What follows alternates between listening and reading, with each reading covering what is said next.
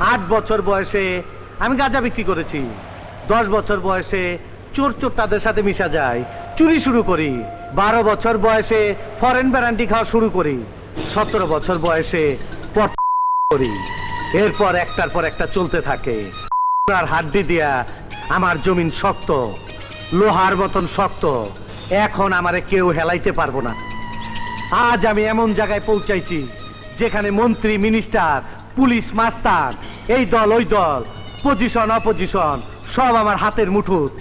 একটা পান খায়া পিক ফেলানোর মধ্যে আমি একটা বংশ নির্বংশ করে দিবার পারি। আর আমার সামনে তুমি সামান্য মশামাছির চিন্তা করবা না। যাও পুলিশ স্টেশনে যাইয়া ফেন্সিডেলের কেস নিয়ে বস্তিতে হানা দাও। পাবলিককে বুঝাও তুমি অ্যাক্টিভ। তোমার ছবি পেপারও ছাপাইবো, টিভিতেও দেখাইবো। যাও যাও, আমার মতন হাতির পিছনে ছুটলে পায়ের তলে পইরা মাটির সাথে মিশা যাইবা।